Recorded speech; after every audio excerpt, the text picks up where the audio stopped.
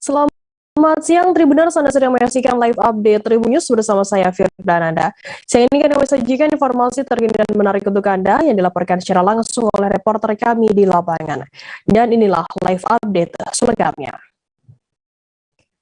Kita ke berita pertama, saudara, satu unit kendaraan sedan tiba di markas Komando Distrik Militer 1625 Ngada pada Senin 30 Mei. Sedan BMW berwarna hitam ini direncanakan akan digunakan oleh Presiden Joko Widodo selama melakukan kunjungan kerja di Kabupaten Ngada pada Rabu 1 Juni mendatang. Kendaraan sedan Presiden diangkut dengan kendaraan tronton bernomor polisi L9733UY dibawa kawalan petugas dari Satuan Polisi Militer.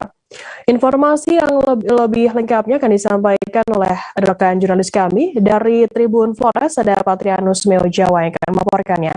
Silakan rekan Patrianus. Baik, terima kasih rekan Firda dan Tribuners semua.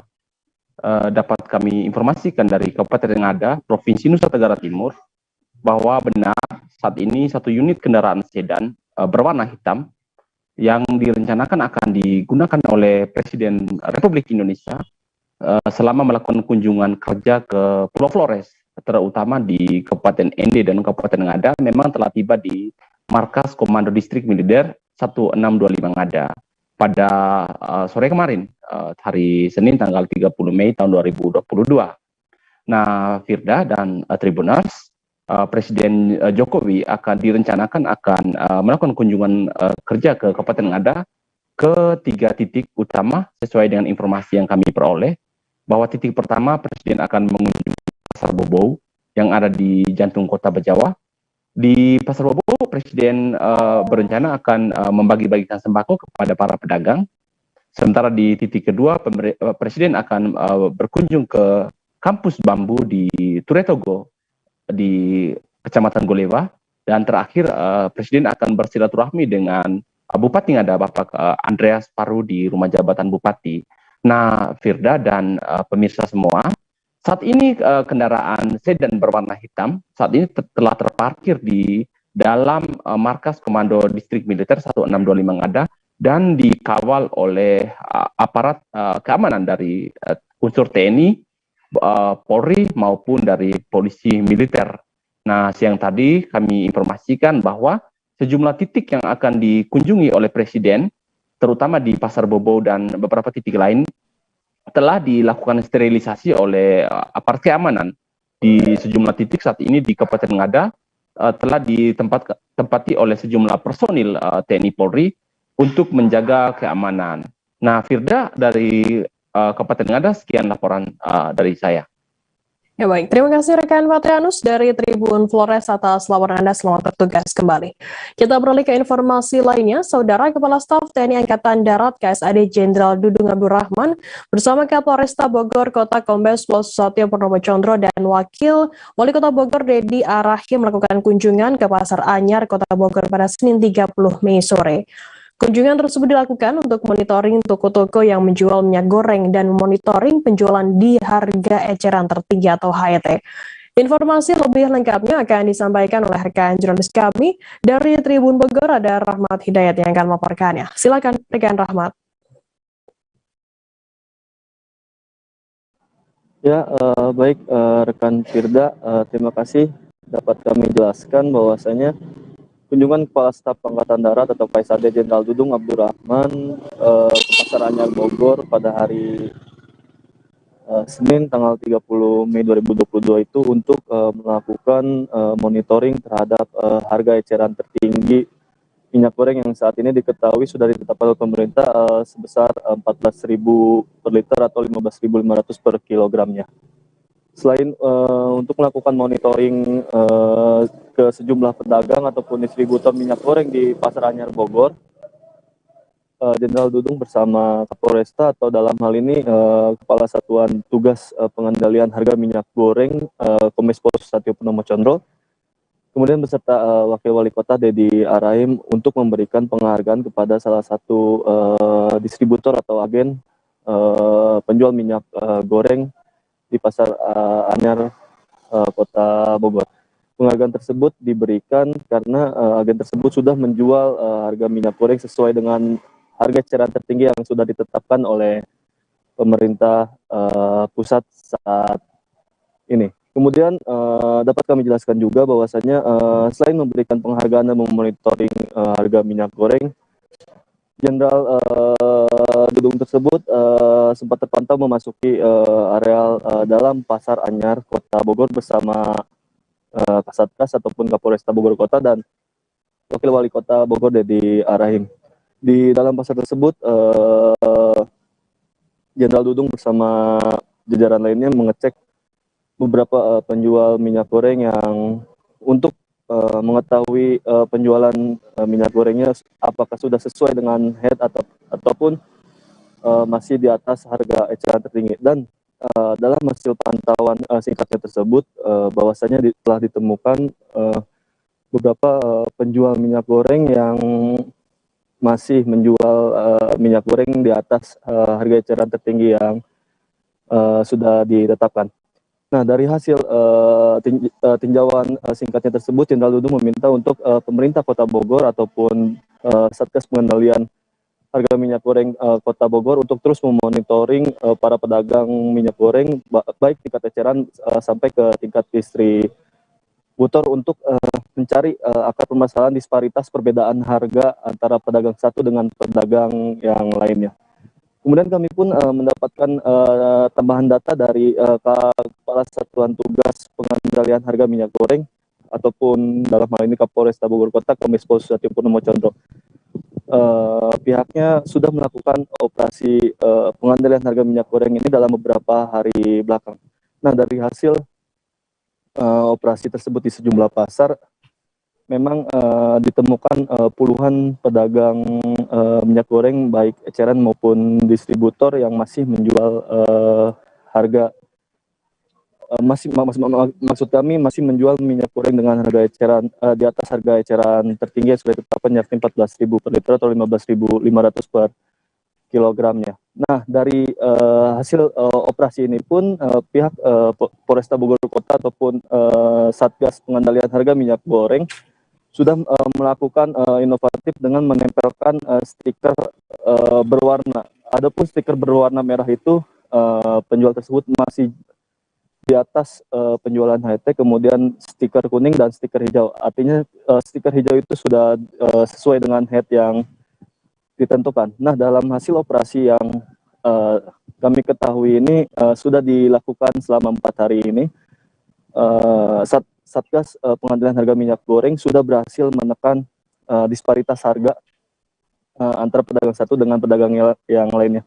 Nah, saat ini dari puluhan ataupun sekitar 48 pedagang minyak goreng di sejumlah pasar Kota Bogor, saat ini tersisa 10 penjual minyak goreng yang masih menjual minyak goreng di atas harga eceran tertinggi.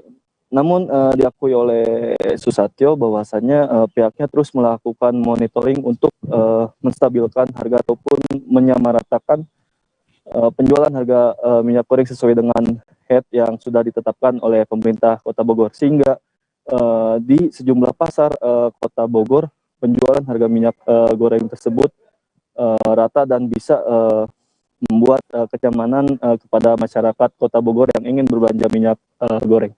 Begitu Firda, laporan dari kami. Ya, baik, terima kasih rekan Rahman Hidayat dari Tribun Bogor atas laporan Anda. Selamat bertugas kembali. Dan Tribuners, akan kami tampilkan wawancara dari Kepala Staf TNI Angkatan Darat Jenderal Dudung Abdurrahman. Berikut liputannya untuk Anda. Toko-toko yang menjual minyak goreng sesuai arahan Bapak Menko Marves bahwa untuk HT ini betul-betul ditekan karena dan sampai ini nanti berdampak kepada para konsumen, terutama harga eceran tertinggi. Kita tadi sudah melihat ada toko yang memang sesuai dengan harga eceran tertinggi. Jadi di toko ini ada dijual per liternya 15.500 ya. Dan tetapi di bawah masih ada harga per kilonya. Jadi harga di bawah tadi masih 17.000. Ya, memang kita analisa rupanya memang harga dari distributornya bervariasi. ada yang masih mahal, dan ada yang sudah sesuai dengan standar. Nah, saya sampaikan kepada seluruh jajaran TNI Polri, termasuk pemerintah daerah, ini hadir wakil wali kota juga, untuk tetap kita sesuai dengan HET dan cari temukan kalau misalnya ada agen-agen atau distributor yang nakal mencoba menaikkan harga pada kesempatan saat situasi seperti ini. Ini saya tekankan kepada seluruh jajaran, khususnya di Jawa Bali, agar sidak dengan kepolisian sehingga harga eceran tertinggi betul-betul bisa kembali normal, karena ini nanti akan berdampak kepada masyarakat. Saya itu saja yang saya sampaikan. Tadi saya sampaikan sudah dipasangkan stiker. Kalau yang sudah merah kemudian sudah sesuai dengan HET, kita turunkan, kemudian kita pasang stiker warna pink. Dan kalau lebih rendah lagi itu kita kasih warna hijau. Ini kreatif yang cukup baik. Ketua DPW PAN DKI Jakarta Eko Hendro Purnomo atau yang kerap disapa Eko Patrio mengungkapkan pertemuan Koalisi Indonesia Bersatu atau KIB dengan Ketua DPD 1 Partai Golkar DKI Ahmed Zaki Iskandar dan PLT. Ketua DPW PPP 3 DKI Jakarta Farhan Hasan pada hari Senin 30 Mei bertujuan untuk membicarakan hal yang perlu dirapatkan terkait kebijakan dan program yang nantinya menjadi dampak baik bagi masyarakat Jakarta. Selain itu, pertemuan ini dirasa Eko perlu dilakukan, mengingat di Koalisi Indonesia Bersatu memiliki 3 latar partai yang sebelumnya berbeda. Informasi lebih lengkapnya akan disampaikan oleh rekan jurnalis kami dari wartakotalive.com, ada Randy Rutama yang akan melaporkannya. Silakan rekan Randy. Baik, rekan Firda, terima kasih.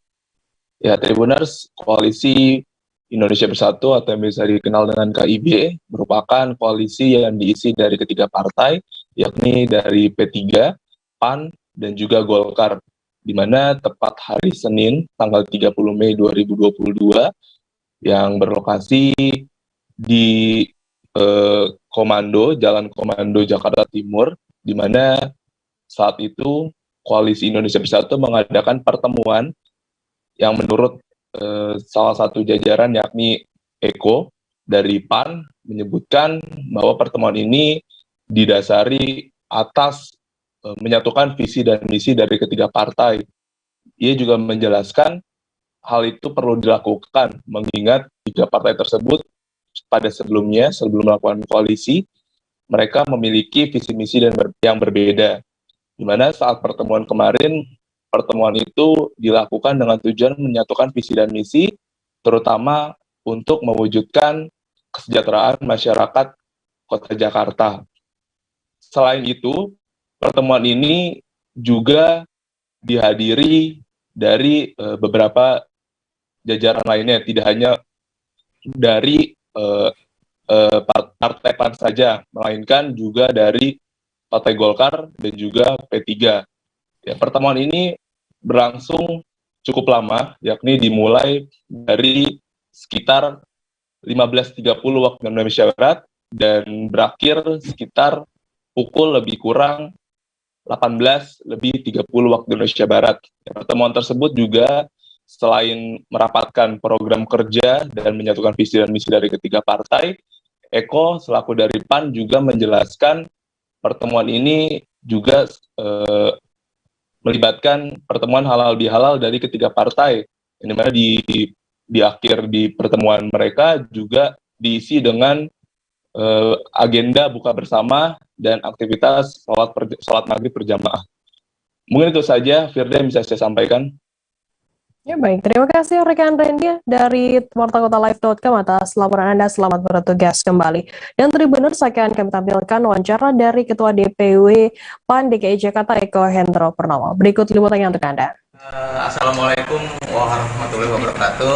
Waalaikumsalam. Hari ini kami Koalisi Indonesia Bersatu atau yang disebut juga dengan KIB dari DKI Jakarta melengkapi pernyataan dari ketum kami masing-masing. DKI Jakarta menyikapi pertemuan para ketua kami. Dan alhamdulillah juga sudah hadir di sini ya sesuai dengan KIB DPP DPW DKI Jakarta, sudah ada masing-masing ketuanya. Sebelah kanan saya ini dari Golkar yaitu Bang Jaki, mungkin nanti bisa menambahkan saya. Lalu juga saya ke Pak Trio dari PAN, dan ini Mas Farhan dari P3. Nah, apa sih yang diobrolin hari ini? Tentunya adalah pertama menebalkan keputusan-keputusan yang sudah dilakukan oleh ketua umum kami masing-masing. Yang kedua adalah program-program atau kaitan dengan keinginan-keinginan ketum kami juga tentunya sudah kami obrolkan bahwa bagaimana caranya bahwa ini koalisi adalah wadah untuk memberikan kontribusi yang baik untuk masyarakat Jakarta gitu loh. Dan yang ketiga tentunya adalah bagaimana juga koalisi ini berharap menjadi tempat rumahnya para pemimpin-pemimpin di negara ini, atau pemimpin yang ingin memimpin Jakarta, kami persilakan juga untuk gabung di kami, tapi dengan syarat adalah memberikan kontribusi baik untuk masyarakat Jakarta. Terbukti menerima suap jabatan mantan Wali Kota Tanjung Balai Muhammad Syahrial, kini divonis 4 tahun penjara di Pengadilan Tipikor Medan pada Senin 30 Mei. Majelis Hakim yang diketuai Eli Warti menyatakan mantan orang nomor 1 di Tanjung Balai itu terbukti bersalah menerima suap 100 juta rupiah dari mantan Sekretaris Desa Tanjung Balai Yusmada. Untuk mengetahui informasi lebih lengkapnya terkait hal ini akan disampaikan oleh rekan jurnalis kami dari Tribun Medan, ada Gita yang akan melaporkannya. Silakan rekan Gita. Ya, Firda dan Tribunus, dapat diinformasikan bahwa mantan Wali Kota Tanjung Balai Muhammad Syahrial untuk kedua kalinya menjalani sidang vonis terkait tindak pidana korupsi di Pengadilan Negeri Medan. Dalam perkara ini, Syahrial diadili karena terbukti menerima suap jabatan sebesar 100 juta rupiah dari mantan Sekretaris Daerah Tanjung Balai, Yusmada. Dalam atas perbuatannya tersebut, Majelis Hakim yang diketuai Eli Warti kemudian menghukum Syahrial dengan pidana penjara selama 4 tahun, denda 200 juta, subsidi 3 bulan kurungan. Tidak hanya itu, Majelis Hakim juga menghukum Syahrial dengan pidana tambahan, yakni pencabutan hak pilih selama 2 tahun. Majelis Hakim dalam amarnya menuturkan adapun hal yang memberatkan perbuatan terdakwa Syahrial tidak mendukung program pemerintah dalam memberantas tindak pidana korupsi, sebab terdakwa Syahrial sudah 2 kali disidang perkara korupsi di Pengadilan Negeri Medan. Sementara hal yang meringankan, terdakwa mengakui serta menyesali perbuatannya. Tidak hanya itu, Majelis Hakim juga menolak justice kolaborator yang diajukan oleh terdakwa Syahrial melalui penasihat hukumnya. Majelis Hakim menilai bahwa terdakwa Syahrial ini telah memenuhi unsur bersalah sebagaimana diatur dan diancam dalam pasal 12 huruf B Undang-Undang Nomor 31 Tahun 1999 tentang pemberantasan tindak pidana korupsi. Usai sidang, tim Jaksa Penuntut Umum KPK Zainal Abidin menilai bahwa vonis Majelis Hakim tersebut sudah memenuhi 2/3 dari tuntutan jaksa, yang mana sebelumnya JPU KPK telah menuntut terdakwa Syahrial dengan pidana penjara selama 4 tahun dan 6 bulan, denda 200 juta dan subsidi 4 bulan kurungan. Selain itu, Jaksa Penuntut Umum dari KPK juga menuntut supaya terdakwa Syahrial dicabut hak pilihnya selama 3 tahun. Atas putusan tersebut, lantas JPU KPK belum dapat menentukan sikap apakah akan mengajukan banding ataupun terima dengan putusan tersebut. Namun dikatakan jaksa bahwa apabila nantinya terdakwa merasa keberatan dan akan mengajukan banding atas putusan tersebut, maka tim JPU KPK akan sama juga mengajukan banding atas putusan tersebut. Perlu diinformasikan juga bahwa ini kali keduanya mantan Wali Kota Tanjung Balai diadili terkait perkara korupsi.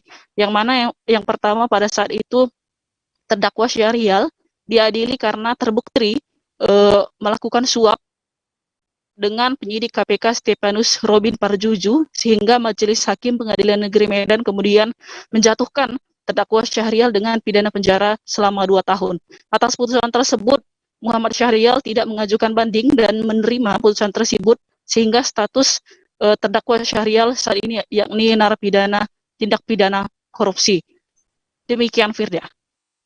Ya, baik. Terima kasih rekan kita dari Tribun Medan atas laporan Anda. Selamat bertugas kembali. Dan Tribuners akan kami tampilkan wawancara yang tadi sudah diimbun oleh rekan kita dari Jaksa Penuntut Umum KPK Zainal Abidin. Berikut liputannya untuk Anda. Terhadap amar putusan Majelis Hakim Pengadilan Tipikor Medan yang telah menjatuhkan putusan atas perkara terdakwa M. Syahrial Wali Kota Tanjung Balai, dari kami penuntut umum KPK, kami menilai putusan tersebut sudah memenuhi 2/3 daripada tuntutan kami sebelumnya yang telah kami bacakan sebelumnya, dan sudah memenuhi rasa keadilan masyarakat karena sudah sesuai seluruh pertimbangan, seluruh analisa yuridis yang kami kemukakan dalam surat tuntutan diambil alih oleh hakim, oleh majelis hakim semua, dan dituang ke dalam amar putusan. Tidak akan banding atau kita lihat karena ada masalah ini, ada masa berpikir-pikir 7 hari. Kita lihat apakah terdakwa dan penasihat hukum akan mengajukan banding atau tidak. Apabila terdakwa dan penasihat hukum mengajukan banding, maka kita juga akan banding. dendanya dapat 200 juta. Denda 200 juta rupiah. Sesuai dengan ini kita. Iya, 200 juta rupiah. Jadi kita lihat Sebelumnya berapa, Bang? 4 tahun 6 bulan. Dari kami 4 tahun 6 bulan dan denda sama 200 juta rupiah. Benar. Ya, kami sangat mengapresiasi ya. Kami sangat mengapresiasi putusan majelis hakim terhadap perkara ini. Seperti yang sudah saya sampaikan sebelumnya, kami sangat mengapresiasi putusan majelis hakim dalam perkara ini karena seluruh pertimbangan hukum, fakta hukum yang kami uraikan di dalam analisa yuridis kami semua diambil alih oleh majelis hakim dalam menjatuhkan amar putusan dalam perkara ini. Begitu. Karops Polda Metro Jaya, Kombes Marsudianto melakukan tinjauan ke sirkuit Formula E pada Senin 30 Mei sekira pukul 4 sore. Kunjungan Marsudianto itu ditemani oleh Vice Managing Director Organizing Komite Formula E Jakarta, Gunung Kartiko, dan Dirlantas Polda Metro Jaya, Kombes Sambodo Purnomoyogo. Pada kesempatan itu, Marsudianto melakukan pengecekan persiapan keamanan jelang balapan Formula E. Salah satu tujuan kedatangan jajaran kepolisian ini untuk mempersiapkan keamanan Presiden Joko Widodo yang diperkirakan akan menghadiri ajang balapan Formula E ini. Untuk mengetahui informasi lebih lengkapnya akan disampaikan oleh rekan jurnalis kami dari wartakotalive.com, ada Rifki Ibnu Mas yang akan melaporkannya. Silakan rekan Rifki. Terima kasih Firda dan Tribuners. Diinformasikan dari sirkuit Formula E Ancol Pademangan Jakarta Utara bahwasanya Senin kemarin pada tanggal 30/5/2022 jajaran kepolisian dari Polda Metro Jaya menandakan kunjungan di sirkuit Formula E Ancol Pademangan Jakarta Utara. Kedatangan jajaran kepolisian ini untuk memastikan keamanan jelang balapan Formula E yang akan dilaksanakan pada Sabtu 4 Juni 2022. Dari keterangan yang saya dapatkan di lapangan, menurut keterangan dari Ops Polda Metro Jaya Kombes Marsudianto bahwasanya nanti ketika jelang balapan jalan yang menuju ke arah Ancol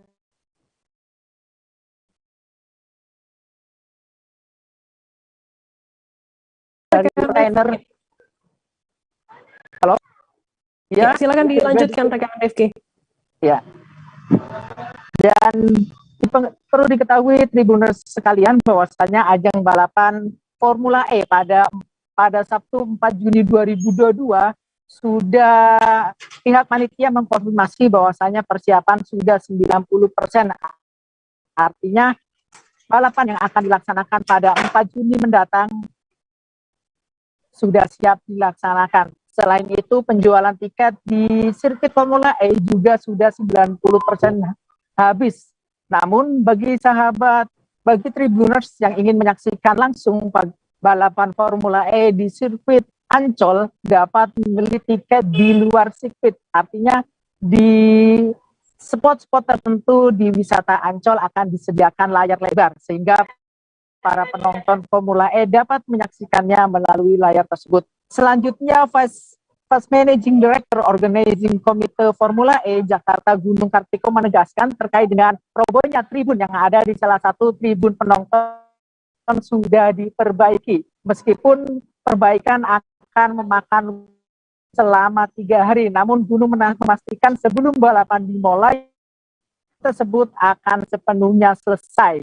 Dan untuk kehadiran Presiden sendiri diberitahukan bahwasanya Presiden akan menempati tempat VIP yang memang sudah dipersiapkan oleh pihak panitia. Dan bagi sahabat Tribuners yang ingin menyaksikan Formula E datang langsung ke Jakarta, segera membeli tiket Formula E sebelum Jumat 3 Juni 2022 karena pagelaran yang akan dilaksanakan tanggal 4 untuk pembelian tiket akan berakhir pada Jumat sebelumnya. Pada hari Jumat pula untuk pertama kalinya pembalap Formula E akan uji coba sirkuit. Demikian laporan saya dari sirkuit Formula E di Ancol, Pademangan, Jakarta Utara. Terima kasih Firda di studio. Baik, terima kasih rekan jurnalis dari wartakotalive.com, Rifki melaporkan langsung dari sana. Selamat bertugas kembali. Tribuners, akan kami tampilkan wawancara dari Karops Polda Metro Jaya Kombes Marsudianto dan juga Vice Managing Director Organizing Komite Formula E Jakarta Gunung Kartiko. Berikut liputannya untuk Anda. Jelaskan Pak, apa yang dilakukan Pak? Ya, terima kasih. Sore hari ini kami beserta Polda, ada Pak di Lantas, ada Pak di Intelkam, saya sendiri Karops, beserta pengelola di sini nanti. Kami mengunjungi lokasi untuk Formula E. Kita lihat dari sisi untuk proses masuknya penonton, kemudian nanti penontonnya masuk ke dalam, hingga nanti kembalinya lagi. Kemudian berkaitan pengamanan juga, itu juga menjadi concern kami untuk menjamin bahwa kegiatan Formula E besok bisa berjalan lancar. Kami sudah menyiapkan personil sebanyak 1.700 untuk pengamanan, terutama yang di ring 2. Ya, kami tidak melakukan pengamanan di dalam karena nanti sudah ada satpam yang sudah disiapkan dari mereka, dari Eskira. Kemudian keterlibatan dari TNI nanti berkaitan untuk pengamanan presiden saja. Oke. Ya, seperti itu nanti pelaksananya. Berarti Presiden dijadwalkan nanti hadir gitu Pak? Insya Allah nanti hadir, karena dari Pas Pampres juga sudah dijadwalkan mengadakan di sini, dan disiapkan di lokasi untuk VIP. Kalau untuk pengalihan arus yang menuju ke sini dan mungkin pengalihan arus jalur VIP-nya gitu Pak, untuk VIP seperti apa Pak? Nanti pada saat 1 jam sebelum Presiden hadir, nanti untuk kendaraan-kendaraan besar, terutama kontainer dan sebagainya, kita akan hentikan.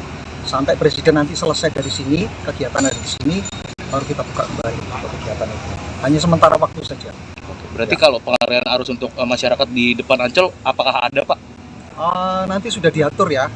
Untuk masyarakat yang akan ke sini ke Ancol ya sudah ada sendiri. Yang mau nonton juga semua disiapkan di G-Expo untuk parkirnya. Kemudian disiapkan bus untuk yang mengangkut penonton yang ada di sini. Oh ini update. Oke. Udah semua tuh. Yuk. Ya. Oke, update hari ini lanjut dengan yang kemarin kita jalankan ya. Jadi infrastruktur sudah siap semua. Kemudian kemarin perbaikan atap yang salah satu grandstand itu juga sedang dilakukan perbaikan sekarang. Akhirnya kemarin saya sampaikan di hari Rabu atau Kamis akan selesai semua. Kemudian barang-barang sudah masuk semua. Sebagian yang dari JIS sudah dipindah ke sini. Ditargetkan nanti hari Kamis para pembalap datang ya. Kemudian hari Kamis sore akan ada foto bersama di Monas, dan hari Jumat itu akan ada shakedown. Jadi para pembalap akan mencoba track pertama kali, dan free trial dan kualifikasi termasuk babak finalnya. Racingnya akan dilakukan di hari Sabtu. Pak, ada antisipasi nggak sih Pak untuk kedepannya? Kan kita tahu ini cuacanya lagi tidak menentu nih ya, khususnya di Jakarta sendiri. Dari pihak panitia ada antisipasi nggak Pak? Pencarian Emeril Han Mumtaz atau Eril di Sungai Are, Kota Bern, Swiss terus dilakukan para aparat kepolisian pada hari ke-6 pencarian, yakni pada Selasa 31 Mei. Pada Senin 30 Mei pagi, orang tua Eril, Gubernur Jawa Barat Ridwan Kamil dan juga Atalia Praratya ditemani Duta Besar Mulyaman Hadad. Mereka mengunjungi Wali Kota Bern, Alex Van, yang menyampaikan simpati yang mendalam kepada orang tua Eril. Untuk mengetahui bagaimana update terkini pencarian dari Eril, saat ini kami sudah tersambung dengan jurnalis dari Tribun Jabar, ada Syarif Abdul Salam yang akan melaporkannya. Silakan rekan Syarif.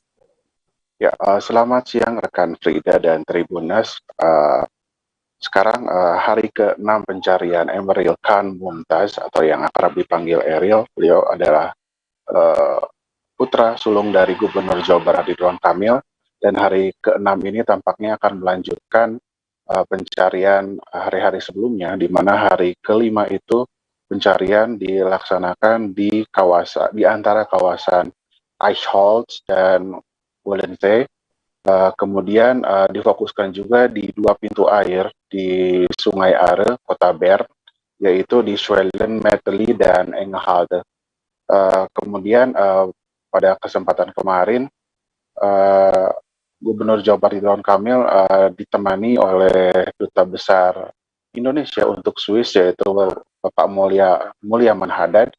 Kemudian dapat juga kunjungan dari Wali Kota Bern, yaitu Alex van Gravenried, dan yang istimewanya tentunya ada juga ada saat itu pria yang waktu kejadian itu sempat menolong dua korban lainnya, yaitu keluarga dan teman dari Emeril Khan. Dia adalah Bapak Hendrik, dia yang mengangkat atau menyelamatkan keluarga Emeril Khan ini.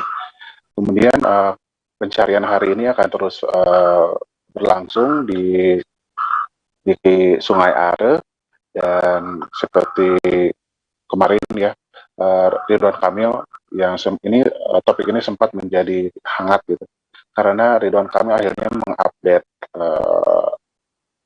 postingan di Instagramnya, dan ini mendapat reaksi dari netizen. Beliau mengunggah tulisan terima kasih atas doa-doanya karena pencarian Emeril Khan masih terus dilakukan. Beliau pun bahkan mengganti profile picture yang tadinya wajahnya tersenyum, sekarang jadi tampak lebih syahdu ya, memperlihatkan bagian mihrab dari masjid rancangannya sendiri, yaitu masjid di Kota Baru Parahyangan Al-Irsyad. Hal serupa pun dilakukan oleh sang istri dari Ridwan Kamil, yaitu Atalia Praratya, yang juga mengganti profile picture-nya dengan yang bersama Eril tersebut. Kemarin di Bandung sendiri dilakukan doa bersama, dihadiri oleh kedua nenek Eril, dan itu dilaksanakan di Gedung Pakuan yang merupakan rumah dinas Gubernur Jawa Barat Ridwan Kamil. Semua ASN pun datang ke sana dan untuk berdoa bersama. Di situ hadir juga Pak Wakil Gubernur Jawa Barat Urul Janul Hulum yang sekarang bertugas menjadi pelaksana harian Gubernur Jawa Barat sampai tanggal 4 Juni nanti, sesuai dengan arahan dari atau izin dari Menteri Dalam Negeri, karena Ridwan Kamil sendiri tengah menjalani izinnya yang telah dikeluarkan oleh Menteri Dalam Negeri untuk melakukan pencarian putra sulungnya tersebut. Oke, demikian Firda laporan dari Bandung. Ya baik, terima kasih rekan Syarif Abdul Salam atas laporan Anda mengenai update pencarian Emeril Khan Mumtaz, putra sulung dari Ridwan Kamil. Selamat bertugas kembali. Kita beralih ke informasi lainnya. Saudara, pihak Direktorat Reserse Kriminal Khusus Polda Banten menahan 4 tersangka kasus dugaan korupsi stasiun peralihan akhir sampah di Kabupaten Serang, Banten. Kabid Humas Polda Banten Kombes Pol Sinto Silitonga mengatakan keempat tersangka yakni berinisial SBP, TM, AH, dan juga TE. Diketahui bahwa SBP merupakan mantan Kadis LH Pemkab Serang dan TR 47 tahun selaku Kabid Sampah dan Taman Dinas Lingkungan Hidup selaku PPK. Untuk mengetahui informasi lebih lengkapnya akan disampaikan oleh rekan jurnalis kami dari Tribun Banten, ada Ahmad Tajudin yang akan melaporkannya. Silakan rekan Tajudin. Baik rekan Firda dan Tribuners, perlu diketahui bahwa Ditreskrim Polda Banten telah menahan 4 orang tersangka dalam kasus tindak pidana korupsi Stasiun Peralihan Akhir atau SPA di Kabupaten Serang. Untuk kasus SPA sampah ini ada 4 tersangka yang telah ditahan oleh Ditreskrim Polda Banten, di mana diantaranya yaitu SBP alias Budi yang diketahui merupakan mantan Kadis LH Kabupaten Serang, kemudian TM alias Toto yang merupakan Kabid Sampah dan Taman Dinas LH Kabupaten Serang, kemudian ada AH alias Asep selaku Camat Petir, dan juga ada TE alias Toton yang juga merupakan selaku Kepala Desa Negara Padang. Kabid Humas Polda Banten mengatakan bahwa keempat tersangka tersebut telah terbukti bersalah melakukan tindak pidana korupsi untuk SPA sampah di Kabupaten Serang, di mana untuk modus para tersangka tersebut mereka telah melakukan tindakannya dengan memalsukan SK Bupati Serang berkaitan dengan pengadaan lahan SPA sampah di Kabupaten Serang. Kemudian selain itu SK tersebut dipalsukan oleh para tersangka ini, di mana untuk SK Bupati tersebut untuk SPA sampah di Kabupaten Serang yang berawal di Desa Pekanbaru kemudian dipindahkan di Desa Negara Padang, di mana ketika perpindahan tersebut menggunakan SK Bupati yang sama yang dipalsukan oleh para tersangka. Kemudian berdasarkan hasil penyidikan sendiri, dari tanah seluas 2.561 meter ini, Pemkab Serang telah membayarkan sekitar 526.000 per meter, sedangkan total keseluruhannya mencapai sekitar 1,3 miliar, di mana para tersangka ini membeli tanah dari si pemilik lahan hanya senilai sekitar 330 juta, sedangkan Pemkab Serang membayarkan biaya sekitar 1,3 miliar lebih, sehingga kerugian negara dalam kasus korupsi ini mencapai sekitar 1 miliar yang diakibatkan oleh kasus pengadaan sampah tersebut. Kemudian selain itu juga para anggota sindikat tersangka ini mereka tidak melibatkan dalam tahap sosialisasi terhadap pemilik lahan, di mana mereka hanya menampilkan penandatanganan peralihan hak atas bidang tanah atau SHM di kantor desa dan di kantor kecamatan, sehingga pemilik lahan sendiri tidak mengetahui hal itu, dan semuanya itu dikoordinir semua oleh para tersangka. Atas perbuatannya para tersangka dijerat pasal 2 ayat 1, junto pasal 3, junto pasal 12 huruf I UU nomor 20 tahun 2001 tentang perubahan UU nomor 31 tahun 1999 tentang pemberantasan tindak pidana korupsi, junto pasal 55 ayat 1 ke 1 KUHP dengan ancaman pidana minimal 4 tahun sampai dengan 20 tahun penjara, dan juga denda sekitar 200 sampai dengan 1 miliar rupiah, Firda. Ya, baik. Terima kasih rekan Tajudin dari Tribun Banten atas laporan Anda. Selamat bertugas kembali. Dan Tribuners, tadi jurnalis kami juga sudah menghimpun keterangan dari Kasubdit 3 Tipikor Ditreskrim Polda Banten, Kompol Doni Satria Wicaksono. Berikut liputannya untuk Anda. Sementara yang terlibat seperti yang saya sampaikan tadi, itu baru 4 tersangka ini. Apabila nanti dari keterangan 4 tersangka tersebut atau dari hasil persidangan ada bukti-bukti baru, kita melakukan tindakan lanjut. Kalau kemudian dari perangkat desa, dinas atau dari sipil atau 4 tersangka ini? Gimana? Yang 4 tersangka ini dari mana, Mbak? Dari dinas, LH? Ada dari mantan kepala dinas, kemudian dari kabit sampahnya, kemudian ada dari camatnya, camat petir, maupun dari kepala desa Negara Padang. Berarti 2 dari dinas LH, 1 pihak kecamatan, 1 kelurahan? Betul. Lalu peran dari camat dan kepala desa sendiri seperti apa? Sementara ini yang paling banyak perannya, ini selain dari sindikasi semuanya ya, keterlibatan seluruhnya, yang paling dominan untuk melakukan pengecekan, taulan dan sebagainya itu ada di kepala desa. Sementara untuk camat ini hanya mengesahkan saja, hanya mengetahui. sehingga termasuk dia mendapatkan bagiannya. Kalau menggelembungkan harga atau seperti apa?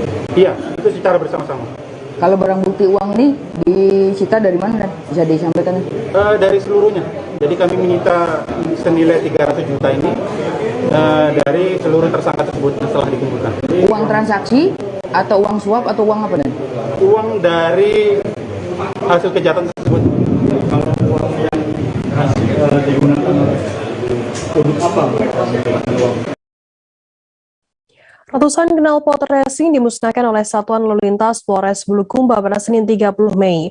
Ratusan knalpot tersebut merupakan hasil operasi Satlantas Polres Bulukumba sejak sebelum Ramadan 1443 Hijriah lalu. Pemusnahan tersebut dilakukan di pelataran kantor Satlantas Polres Bulukumba yang dipimpin langsung oleh Kapolres Bulukumba AKBP Suryono Rido Murtejo. Informasi lebih lengkapnya akan disampaikan oleh rekan jurnalis kami dari Tribun Timur, ada Firky Arisandi yang akan melaporkannya. Silakan rekan Firky. Ya baik, Firda dan Tribuners, jadi suara bising akibat knalpot brong telah lama dikeluhkan oleh warga di Kabupaten Bulukumba, Sulawesi Selatan. Dan itu kemudian membuat polisi melakukan operasi, khususnya menindak kendaraan yang menggunakan knalpot di luar dari standar ini. Dan berdasarkan hasil penindakan polisi sejak menjelang Ramadan 1443 Hijriah kemarin, Firda dan Tribuners, polisi berhasil mengamankan sekitar 200 knalpot di luar standar atau knalpot brong atau knalpot racing, dan kemudian dimusnahkan oleh pihak Satlantas Polres Bulukumba Senin 30 Mei 2022 kemarin. Jadi proses pemusnahannya ini dilakukan menggunakan gerinda, kemudian memotong bagian knalpot yang telah ditahan tersebut. Dan knalpot ini kemudian setelah itu dipotong sehingga tidak bisa digunakan lagi. Berdasarkan keterangan dari Kapolres Bulukumba Bapak AKBP Suryono Rido Murtejo, pemusnahan knalpot brong ini diharapkan dapat menekan jumlah kendaraan yang selama ini banyak mengganggu masyarakat, dan ini juga diharapkan agar kesadaran masyarakat yang selama ini menggunakan knalpot brong ini untuk tidak menggunakannya lagi. Karena tindakan akan terus dilakukan oleh pihak kepolisian jika misalnya ditemukan kendaraan roda 2 ataupun roda 4 yang menggunakan knalpot brong ini. Seperti itu, Firda dan Tribuners. Ya, baik. Terima kasih rekan jurnalis dari selamat bertugas kembali, dan Tribuners akan kami tampilkan wawancara dari Kapolres Bulukumba AKBP Suryono Rido Murtejo. Berikut liputannya untuk Anda. Sama-sama menyaksikan pemusnahan barang bukti knalpot yang non standar yang sama-sama kita rasakan sangat mengganggu masyarakat. Jadi kami dari Polres Bulukumba selama 2 bulan ini, sejak sebelum bulan puasa, banyak melakukan penertiban khususnya kepada kendaraan roda 2 yang menggunakan knalpot yang tidak standar, yang kita rasakan bersama sangat mengganggu masyarakat Bulukumba. Ini termasuk knalpot para geng-geng motor itu, Pak, ya? Semua knalpot, jadi beli pribadi atau bagaimana motor yang menggunakan knalpot non standar yang mengganggu kebisingannya kepada masyarakat, kita adakan penertiban, dan kemudian barang buktinya hari ini kita lihat bersama ada sekitar kurang lebih 200 kita laksanakan pemusnahan. Nanti ke depannya bagaimana? Jejak penyebaran uang palsu atau UPAL di Malinau ditemukan di Kecamatan Malinau Kota. Penjajah atau pedagang kaki lima di Malinau Kota menerima 3 lembar uang palsu pecahan Rp100.000 dari pembeli pada Sabtu 28 Mei siang. Kasus tersebut rupanya telah tercium oleh polisi dari Satuan Reserse Kriminal Polres Malinau sejak Maret 2022 lalu. Untuk mengetahui informasi lebih detailnya akan disampaikan oleh rekan jurnalis kami dari Tribun Kaltara, ada Muhammad Supri yang akan melaporkannya. Silakan rekan Supri.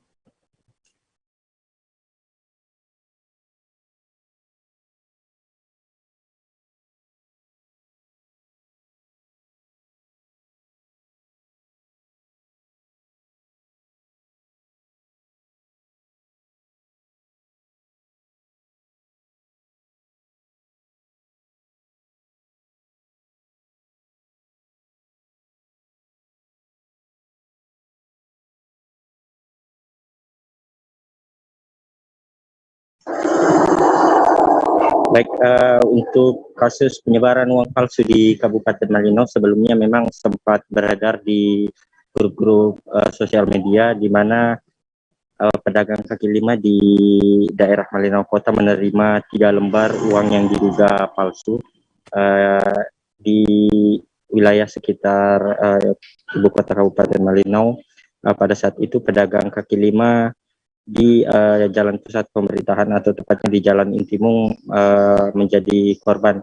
Hasil daripada temuan tersebut, polisi rupanya telah memeriksa perkara ini sejak bulan Maret 2022 lalu atau sebelum bulan Ramadan 1443 Hijriah. Dan saat ini tepatnya pada hari Minggu 29 Mei 2022, Polres Malino mengamankan 2 terduga pelaku yang diduga merupakan dalang ataupun sekaligus pembuat uang palsu yang beredar di Kabupaten Malino. Berdasarkan keterangan dari Kasat Reskrim Polres Malino menyatakan bahwa hasil temuan dari pihaknya, kedua pelaku yang ditahan, terduga pelaku yang ditahan mengakui telah mencetak sekira 100 lembar lebih uang palsu menggunakan peralatan sederhana, printer, dan kertas APS biasa. Modusnya dikenali melalui membelanjakan uang-uang palsu tersebut di toko-toko kecil, khususnya menyasar pedagang yang pada saat itu lagi sibuk melayani pelanggan. Nah, selain itu juga modus penyebaran lainnya diperkirakan menyasar pengguna jasa perbankan atau pengguna jasa ATM yang berada di sekitar pinggiran jalan Kabupaten Malino, di mana pelaku meminta tolong agar uang tersebut ditransferkan dengan ganti. Nantinya pelaku akan memberikan uang secara tunai kepada warga yang mau menolong untuk mentransferkan uang tersebut ke rekeningnya. Untuk saat ini Polres Malino telah mengamankan dua orang warga Kabupaten Malino yang diduga wilayah operasinya juga berada di sekitar wilayah Kabupaten Malino dan diduga telah beroperasi sejak Februari 2022 lalu, dan hasil pengakuan atau pemeriksaan dari polisi menemukan sekira 100 lebih uang palsu yang telah dicetak atau jika dinominalkan berjumlah 10 juta rupiah lebih. Saat ini polisi masih mendalami kemungkinan keterlibatan pihak-pihak lain karena beberapa waktu yang lalu juga kasus yang sama sempat viral terjadi di kota tetangga yakni Kota Tarakan. Saat ini masih berlangsung proses penyelidikan terhadap perkara atau kasus peredaran uang palsu di Kabupaten Malino, dan Polres Malino belum bisa memberikan keterangan lanjut dan akan terus memantau kasus tersebut. Demikian rekan Firda. Baik, terima kasih rekan Supri dari Tribun Kaltara atas laporan Anda. Selamat bertugas kembali. Kita beralih ke informasi selanjutnya. Saudara, sebanyak 4 mahasiswa ditetapkan sebagai tersangka karena menurunkan bendera merah putih ketika berunjuk rasa di kantor Bupati Majene pada Senin 23 Mei lalu. Keempat mahasiswa tersebut yakni berinisial FA 22 tahun, JN 18 tahun, AE 19 tahun, dan NL 19 tahun. Mereka dikenai pasal 66, jangto pasal 24 huruf A, Undang-Undang RI nomor 24 tahun 2009 tentang bendera, bahasa, dan lambang negara, serta lagu kebangsaan jangto pasal 55 ayat 1 ke 1 KUHP. Informasi lebih lengkapnya akan disampaikan oleh rekan jurnalis kami dari Tribun Sulbar. Ada Mas Din yang akan melaporkannya. Silakan rekan Mas Din. Ya, baik Firdra dan Tribuners, dapat kami informasikan bahwa Polres Majene telah menetapkan mahasiswa tersangka terkait insiden penurunan bendera merah putih di depan kantor Bupati Majene saat melakukan aksi beberapa waktu lalu, di mana keempat tersangka tersebut ditetapkan jadi tersangka dalam press release yang dilakukan Polres Majene pada Senin siang kemarin, di mana dalam press release yang dipimpin langsung oleh Kapolres Majene AKBP Febrian Segian menyebutkan sebelumnya ada 9 mahasiswa yang dipanggil untuk diminta keterangan terkait insiden penurunan bendera saat aksi tersebut. Dan dari 9 mahasiswa yang diminta keterangan tersebut, 4 antaranya ditetapkan sebagai tersangka. Adapun keempat tersangka dengan inisial FA 22 tahun, kemudian JN 18 tahun, dan AE serta NL masing-masing berusia 19 tahun. Dengan peran masing-masing Firda dan Tribuners, untuk FA sendiri pada saat penurunan bendera merah putih, dia berperan untuk menurunkan, menaikkan, mengikat, serta menggabungkan bendera dengan bendera organda yang ikut dikibarkan pada saat sesaat setelah bendera merah putih diturunkan dan kemudian dikibarkan kembali. Adapun peran dari JN, yaitu memegang dan menarik tali usai bendera organda itu diikatkan di tiang bendera yang sama dengan bendera merah putih. Kemudian tersangka lainnya yakni E itu menyerahkan salah satu bendera organda kemudian bendera merah putih. Sedangkan JN membantu mengikat bendera merah putih dan menggabungkan dengan bendera organda.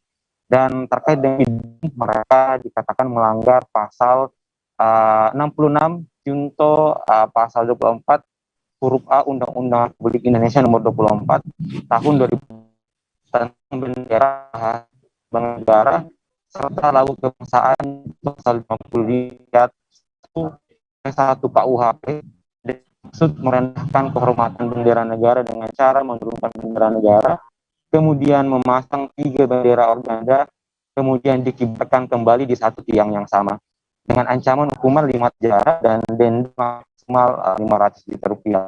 Dan sedikit Tribun dan Firda terkait dengan kronologi, di mana Senin lalu, yakni pada 23 Mei 2022, mahasiswa yang tergabung dalam aliansi organda ini melakukan aksi demonstrasi atau unjuk rasa di depan kantor Bupati Majene.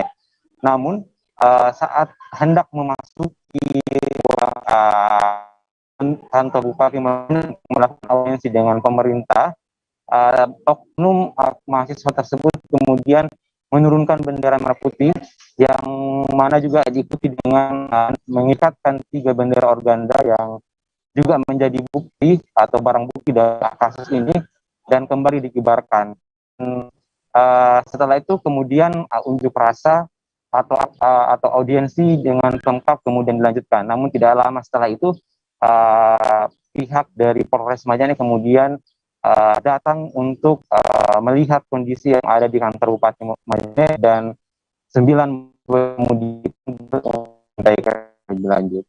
Seperti itu. Baik, terima kasih rekan Masdin dari Tribun Sulbar atas laporan Anda. Selamat bertugas kembali. Tribuners, akan kami tampilkan wawancara dari Kapolres AKBP Febrianto Siagian. Berikut liputannya untuk Anda. Kapolres Majene, kami sangat menghargai adik-adik mahasiswa yang menyampaikan aspirasi karena itu dilindungi oleh undang-undang. Kami berharap tidak ada kejadian seperti tanggal 23 kemarin, di mana saat mahasiswa aksinya menurunkan bendera merah putih yang merupakan simbol negara. Ya. Jadi cukup hari ini, itu terakhir ya di Majene. Kita ingat bahwa Majene mempunyai visi, bahwa Majene adalah kota pendidikan. Ya. Jadi kita harus mencerminkan, sama kan aksi unjuk rasa pun harus mencerminkan sebagai mahasiswa-mahasiswa yang berpendidikan, ya, mengetahui aturan, mengetahui hukum, mengetahui undang-undang yang berlaku di negara ini. Jadi tolong kerjasama kita ya, kepada adik mahasiswa masa unjuk rasa. Satuan Reserse dan Kriminal Polres Karimun berhasil membekuk 3 orang pelaku yang melakukan kegiatan ilegal penimbunan BBM jenis solar bersubsidi. Penimbunan tersebut diketahui mengakibatkan kelangkaan bahan bakar minyak atau BBM solar bersubsidi yang terjadi di wilayah Kabupaten Karimun, Provinsi Kepulauan Riau. Untuk mengetahui informasi lebih detailnya terkait hal ini akan disampaikan oleh rekan jurnalis kami dari Tribun Batam, ada Yeni Hartati yang akan melaporkannya. Silakan rekan Yeni. Baik, selamat siang rekan Firda dan Tribunnews. Akibat kelangkaan bahan bakar minyak BBM jenis solar bersubsidi yang terjadi di wilayah Kabupaten Karimun, Provinsi Kepulauan Riau, Satreskrim Polres Karimun berhasil membekuk 3 orang pelaku yang melakukan kegiatan ilegal penimbunan BBM jenis solar bersubsidi. 3 pelaku yang berinisial dari EH, YS, dan MS berhasil dibekuk di kediamannya yang berada di Jalan Telaga 7, RT 3, RW 3, Kelurahan Sungai Lakam Barat, Kecamatan Karimun, Kabupaten Karimun, pada 27 Mei 2022. Dalam konferensi pers yang digelar di Mako Polres Karimun pada kemarin, Senin 31 Mei 2022, Kasat Reskrim Polres Karimun, AKP Arsyad Riyandi, mengatakan modus dari 3 pelaku melakukan penimbunan ini dengan cara menyuling langsung dari SPBU yang ada di Kabupaten Karimun, di mana penyulingan dilakukan dengan cara manual yang dimasukkan ke dalam drijen, kemudian pelaku menjual kembali dengan meraup keuntungan 60.000 per drijennya. Nah, atas pengungkapan yang dilakukan pihak Polres Karimun, petugas berhasil mengamankan barang bukti sebanyak 1,4 ton BBM solar bersubsidi, 3 truk sebagai alat pengangkut, dan buku yang dimana data dari penjualan pelaku. Nah, dari atas kejadian ini, atas insiden ini juga, pihak Polres Karimun juga masih melakukan penyelidikan pemeriksaan lebih lanjut terhadap petugas SPBU, di mana apakah masih apakah terlibat dalam penyeludupan atau penimbunan yang terjadi bersama 3 oknum, dan saat ini pelaku atas perbuatan pelaku dikenai pasal 55 nomor 22 tahun 2001 tentang gas dan minyak dan gas dengan ancaman pidana 6 tahun penjara dan denda 60 miliar. Sekian Firda, saya kembalikan di studio. Baik, terima kasih rekan Yeni atas laporan Anda. Selamat bertugas kembali. Tribunnews, jurnalis kami tadi juga sudah menghimpun keterangan dari Kasat Reskrim Polres Karimun AKP Arsyad Riyandi. Berikut liputannya untuk Anda. Pengungkapan daripada penyelewengan BBM bersubsidi ini, di mana para tersangka ini melakukan pengambilan BBM bersubsidi di sebuah SPBU, kemudian dibawa ke gudang mereka. Kemudian para penyelidik dari Satreskrim Polres Karimun melakukan penyelidikan, di mana para tersangka ini tertangkap tangan sedang melakukan penyulingan. Jadi bisa dilihat ada di sebelah sana itu ada sebuah tangkinya, dia dilakukan upaya manual untuk melakukan penyulingan terhadap sebuah jerigen-jerigen seperti ini. Ya, kemudian setelah dilakukan upaya penangkapan tertangkap tangan tadi, kemudian kita lakukan bawa ke kantor untuk dilakukan interogasi terhadap kegiatan mereka. Terbukti dari hasil penyelidikan tadi, kita naikkan penyidikan bahwa memang betul mereka dan mengakui kegiatan mereka selama ini sudah dilakukan sejak bulan Februari tahun 2021. Jadi asumsinya sudah 1 tahun lebih mereka melakukan penyelewengan daripada BBM bersubsidi ini. Kemudian dari hasil penyidikan, setelah penyelidikan dan penyidikan kita menemukan 2 alat bukti, kita tetapkan tersangka, dan kemudian barang bukti yang ada tadi seperti disampaikan ada 1.470 liter sudah kita lakukan tera untuk barang bukti yang kita gunakan, dan ada 3 buah truk yang sudah kita jadikan barang bukti dalam perkara ini. Akibat perbuatan ini apa yang terjadi di Karimun? Baik, kita melakukan penyelidikan ini karena kita melihat bahwa di Kabupaten Karimun ini pada khususnya terjadi ada beberapa kali lonjakan ataupun pergerakan daripada masyarakat yang memprotes kok ada terjadi kelangkaan di terjadinya kelangkaan minyak di Kabupaten Karimun. Nah, dari hasil tersebut kemudian kita tindak lanjuti. Dari informasi, kita mencari informasi dan kita melihat bahwa memang benar terjadinya kelangkaan ini, salah satunya adalah penyelewengan seperti ini. Gara-gara status WhatsApp, terjadilah konflik antara dua tetangga di Dusun Cetis, Desa Suruh, Kecamatan Tasikmadu, Karanganyar. Ketua RW setempat, lalu Alun Sagoro, mengatakan peristiwa tersebut melibatkan dua keluarga, yakni keluarga DP dan EW. Konflik tersebut dipicu oleh kejadian hilangnya ponsel anak DP. Konflik keduanya kemudian berujung pada penyegelan jalan di depan rumah DP. Informasi lebih lengkapnya akan disampaikan oleh rekan jurnalis kami dari Tribun Solo. Ada Septiana Ayu Lestari yang akan melaporkannya. Silakan rekan Septi. Baik, Firda, terima kasih. Sebelumnya pada hari Sabtu tanggal 29 Mei tahun 2021 kemarin telah terjadi konflik antara dua tetangga atau dua keluarga di Kecamatan Tasikmadu, Kabupaten Karanganyar, di mana tetangga kedua keluarga tersebut sebenarnya rumahnya bersebelahan, dan dari melibatkan dari keluarga EW dan keluarga keluarga DP maksud saya. Kejadian konflik tersebut atau perseteruan antara tetangga tersebut pertama kali terjadi ketika DP merasa kehilangan handphone milik anaknya. Kemudian DP pergi ke orang yang atau orang pintar di sekitar desanya dan mengungkapkan bahwa HP-nya itu diambil oleh orang di depan rumahnya. Kemudian si DP ini membuat status WhatsApp di grup WhatsApp yang menyatakan bahwa handphone anaknya diambil oleh orang tetangga di depan rumahnya, dan juga akan juga terdapat ancaman karena tidak terima. EW ini karena merasa dan tidak terima, EW ini kemudian mendatangi DP, keluarga DP, dan berharap ada itikat baik dari keluarga DP untuk meminta maaf. Namun hingga ditunggu hingga beberapa saat keluarga DP tidak ada itikat baik dari untuk meminta maaf, dan akhirnya menyegel pagar rumah keluarga DP ini. Kemudian kasus tersebut langsung ditengahi atau dimediasi oleh Ketua RW setempat, Ketua RT setempat, juga terdapat perwakilan dari Babin Kamtimas dan Babinsa yang langsung menengahi antara kedua keluarga tersebut, dan akhirnya dapat langsung diselesaikan. Kedua keluarga sepakat untuk damai dan sudah menyelesaikan kasus seteru tersebut secara kekeluargaan, dan dinyatakan dalam surat keterangan yang ditandai di atas materai.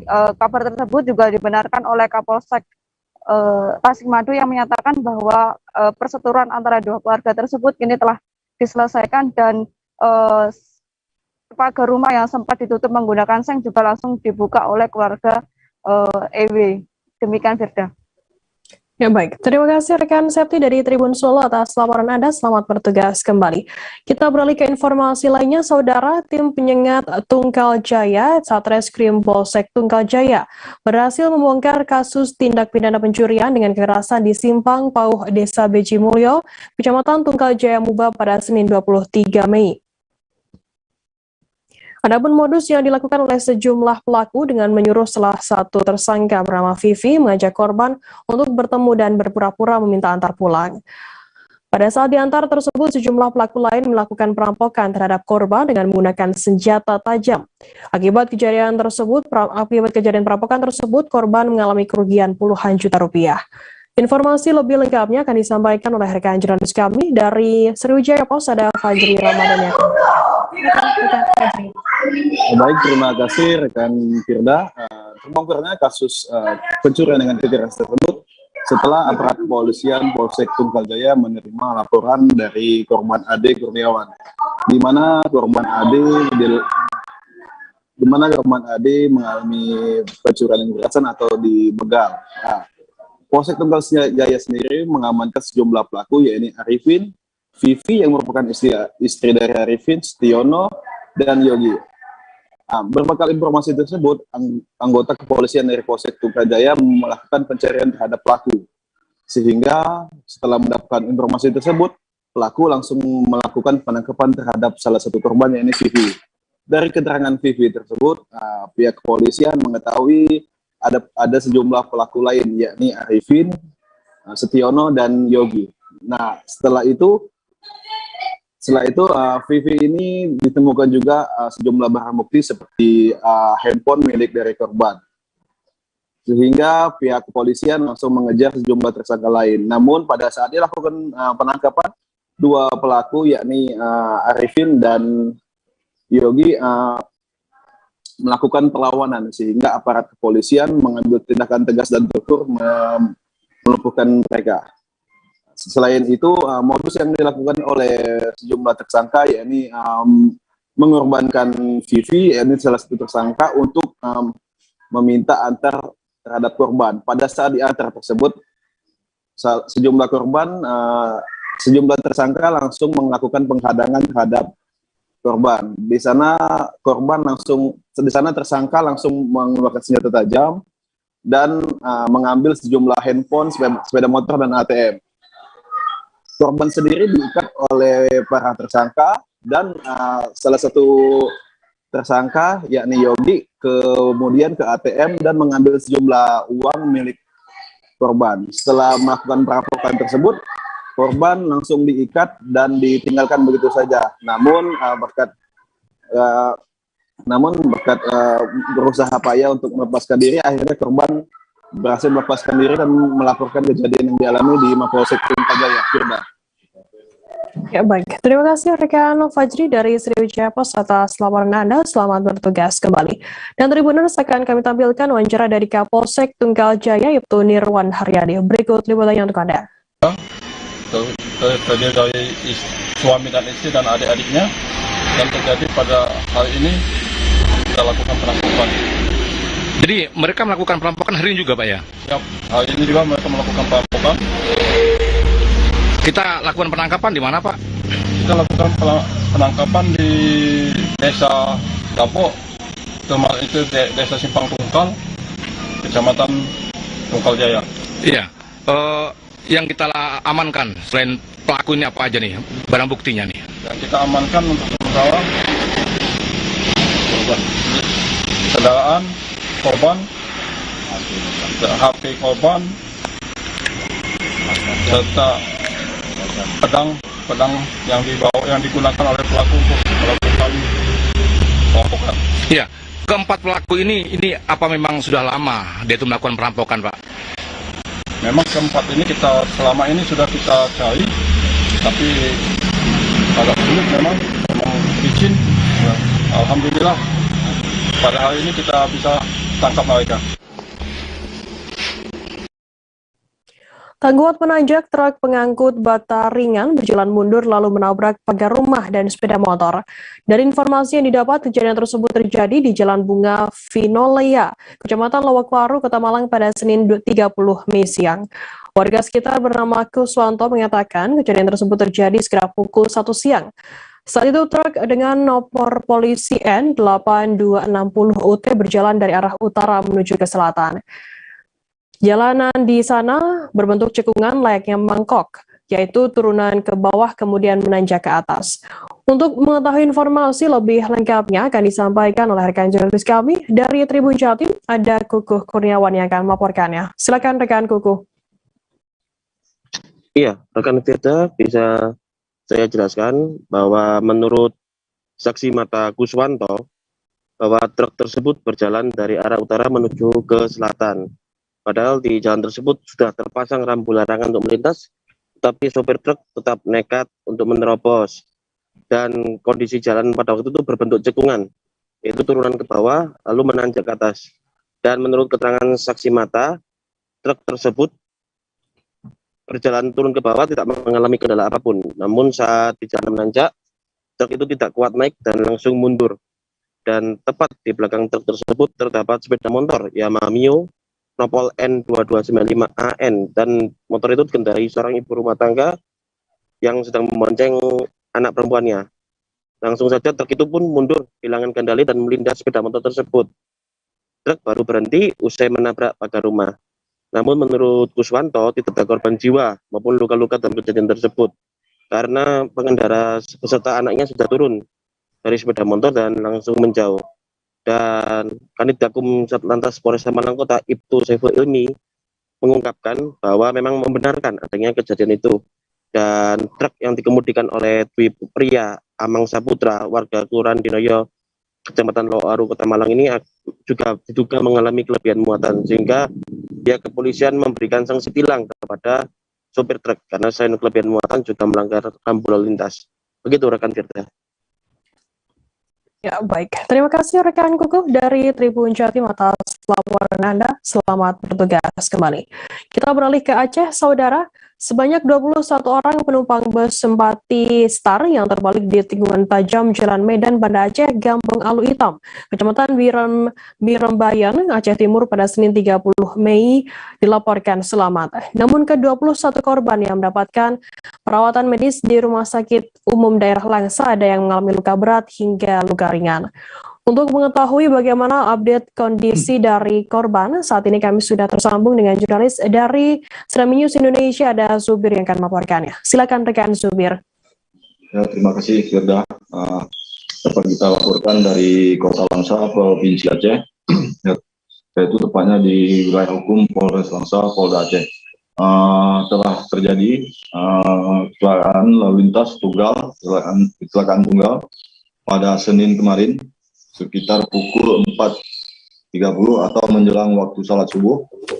Satu unit bus antar provinsi yaitu yang melaju dari Kota Banda Aceh menuju Kota Medan terbalik di tikungan tajam Desa Alu Hitam, Kecamatan Birembayan, Kabupaten Aceh Timur, yang merupakan atau wilayahnya masuk ke wilayah hukum Polres Langsa. Diduga dari keterangan Kasalantas Polres Langsa, yaitu AKP Brigjen Handayani, hasil penyelidikan yang mereka lakukan, diduga bus ini terbalik karena supir bus yang melarikan diri setelah pasca kejadian mengantuk. Saat itu bus yang melaju dengan kecepatan tinggi ketika tiba di tikungan terprosok ke beram jalan, sehingga supir bus coba membanting setir ke arah kiri lagi, namun tidak berhasil, hingga akhirnya bus tersebut terbalik di lokasi kejadian. Akibat bus ini terbalik, 21 penumpang mengalami luka-luka serius, termasuk ada yang berat dan ringan, dan 8 orang lainnya hanya mengalami luka lecet. Jadi 21 orang korban sejak kemarin pasca kejadian pagi itu langsung dilarikan ke Rumah Sakit Umum Daerah Langsa dan dirawat hingga saat ini. Saat ini data terbaru yang kita peroleh, ada 2 pasien yang terpaksa harus dilakukan operasi karena mengalami luka di kepala, yaitu anak umur 2 tahun, dan satunya lagi orang dewasa yang akan dilakukan operasi di bagian kaki.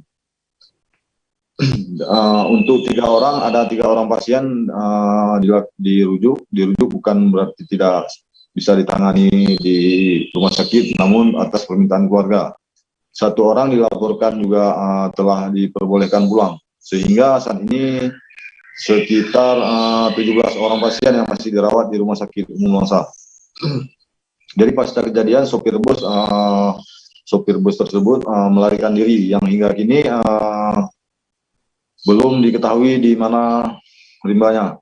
Pihak kepolisian juga telah menghimbau kepada sopir bus tersebut untuk segera menyerahkan diri, dan kasus kecelakaan bus tunggal ini telah dalam penanganan Satuan Lalu Lintas Polres Langsa. Ya, Firda. Ya, baik. Terima kasih rekan Zubir dari Serambi News Indonesia atas laporannya. Selamat bertugas kembali. Kita beralih ke informasi lainnya. Saudara Rinaldi Tumanggar, 26 tahun, tewas di tempat seusai terlibat kecelakaan dengan kendaraan roda 4 yang bersamaan melaju dari Kota Pangkal Pinang menuju Sungai Selan, Kabupaten Bangka pada Senin 30 Mei pagi. Kendaraan roda 2 yang dikendarai korban melaju kencang dan tak mengetahui bahwa kendaraan roda 4 yang dikemudikan oleh Amir ingin berbelok ke Jalan PL Desa Teru, Kecamatan Simpang Katis. Akibat tabrakan tersebut, korban terpental dari motor dan kepala korban terjatuh di bagian bawah roda ban. Informasi lebih lengkapnya akan disampaikan oleh rekan jurnalis kami dari Bangka Pos, ada Arya Bima yang akan melaporkannya. Silakan rekan Arya. Ya, baik. Terima kasih rekan Firda dan pemirsa Tribuners dimanapun Anda berada. Perlu saya laporkan bahwa memang benar pada kemarin Senin tanggal 30 Mei tahun 2022 telah terjadi peristiwa laka lantas yang melibatkan satu orang pengendara motor tewas di tempat usai menabrak satu mobil berjenis dump truck di salah satu ruas jalan di Desa Teru, Kecamatan Sipakatis, Kabupaten Bangka Tengah. Diketahui bahwa peristiwa tersebut terjadi sekitar pukul 10 waktu Indonesia Barat, di mana awalnya kendaraan mobil dump truck dengan nomor polisi BN 8812 PT yang dikemudikan oleh Amir Hamzah melaju dari arah Pangkal Pinang menuju arah Sungai Selan. Sementara itu di belakangnya melaju juga sepeda motor yang dikendarai oleh oleh Renaldi Tumangger yang melaju dari arah di belakang mobil dump truck tersebut. Namun naasnya di salah satu ruas jalan di Desa Teru, mobil dump truck tersebut ingin berbelok ke arah kanan ke salah satu ruas jalan. Karena posisi yang sangat dekat dan melaju cukup kencang, alhasil sepeda motor yang dikemudikan oleh Renaldi tersebut menabrak mobil dump truck tersebut hingga menyebabkan Renaldi kemudian meninggal dunia karena mengalami luka di bagian kepala, terutama mengalami lebam pada bagian pipi serta kondisi rahang yang bergeser agak ke kanan. Diketahui akibat kejadian itu warga setempat sempat tidak berani untuk menolong korban yang saat itu sudah terkapar kurang lebih 2 jam lamanya sambil menunggu dari anggota kepolisian setempat untuk datang. Diketahui juga bahwa sopir mobil dump truck tersebut juga sempat ketakutan dan hendak melarikan diri karena takut ataupun shock karena takut hendak diamuk oleh massa. Namun setelah beberapa lama menunggu, datanglah kemudian anggota dari Polsek Simpakatis yang langsung mengamankan TKP dan langsung menghubungi unit laka lantas Satlantas Polres Bangka Tengah. Setelah itu kemudian korban langsung dilarikan ke Rumah Sakit Baktiwara Kota Pangkal Pinang, sementara pengemudi mobil dump truck beserta barang bukti mobil dan 1 unit motor tersebut langsung dibawa dan diamankan ke Satlantas Polres Pangkal Pinang untuk kemudian dilakukan penyidikan lebih lanjut. Mungkin demikian yang bisa saya laporkan rekan Firda. Ya baik, terima kasih rekan Arya Bima dari Bangka Pos atas laporan Anda. Selamat bertugas kembali. Kita beralih ke informasi lainnya, saudara. Sebuah mobil minibus berwarna hitam putih terbakar di Desa Lahotutu, Kecamatan Wonggoduku, Kabupaten Konawe pada Senin 30 Mei pagi. Mobil tersebut diketahui dari arah Unaha menuju Kendari. Peristiwa ini dibenarkan oleh Kepala Kepolisian Sektor Kapolsek Wonggoduku, Ibda Jusriadi. Untuk mengetahui informasi lebih lengkapnya akan disampaikan oleh rekan jurnalis kami dari Tribun News Sultra, ada Armanto Sepu yang akan melaporkannya. Silakan rekan Arman. Ya, baik rekan Firda, kami melaporkan dari Kabupaten Konawe, Provinsi Sulawesi Tenggara bahwa pada Senin kemarin tanggal 30 Mei 2022 terjadi kebakaran sebuah minibus merek Toyota Avanza dengan warna putih berstrip hitam, di mana kejadian tersebut terjadi di Desa Lahotutu, Kecamatan Wonggoduku Barat, Kabupaten Konawe. Saat kami konfirmasi ke pihak kepolisian bahwa penyebab dari terjadinya kebakaran minibus tersebut bermula saat sopir atau pengemudi yakni Syukur melakukan pengisian bahan bakar yang tak jauh dari lokasi kebakaran sekitar 50 meter dengan mengisi jerrycan sebanyak 15 di dalam mobilnya. Nah, setelah mengisi, mobil tersebut kemudian bergerak menuju arah Kendari sambil menelpon. Tiba-tiba mobil tersebut terjadi percikan api pada bagian bawah. Nah, hal serupa juga diungkapkan Kepala Bidang Pemadam Kebakaran Dinas Satuan Polisi Pamung Praja dan Pemadam Kebakaran, di mana sopir atau korban setelah mengisi bahan bakar di Pertamina Wonggoduku kemudian terjadi percikan api pada bagian bawah mobil, sehingga sopir sempat akan menyelamatkan beberapa jerigen yang berisi pertalite di dalam mobil tersebut, namun api yang cepat menyambar membuat tubuh korban terkena percikan api pada bagian pipi, kemudian tangan, serta kaki. Dari informasi yang kami dapatkan bahwa korban menderita sebanyak 30% luka bakar pada bagian tubuhnya. Saat ini korban juga telah dirujuk di Rumah Sakit Kabupaten Konawe. Akibat kejadian ini, satu mobil tersebut yang dikendarai oleh korban hangus terbakar. Hal ini juga sempat diabadikan oleh sejumlah netizen di Kabupaten Konawe. Kemudian juga akibat peristiwa ini, pihak kepolisian melakukan pemeriksaan terhadap pemilik dan manajemen SPBU di Wonggeduku karena diduga terjadi pelanggaran aturan dengan menjual BBM bersubsidi dengan menggunakan jerken. Sementara dari pemerintah sendiri telah melarang adanya penjualan atau pembelian menggunakan jerigen. Demikian rekan kita dapat kami laporkan dari Kabupaten Konawe. Ya, baik. Terima kasih rekan Armanto Sebu dari Tribunnews Ultra atas laporan Anda. Selamat bertugas kembali. Dan Tribuners, akan kami tampilkan wawancara dari Kepala Bidang Damkar bernama Rodi. Berikut liputannya untuk Anda. Tadi kami menerima laporan dari masyarakat bahwa ada kejadian kebakaran di depan SPBU Lambang.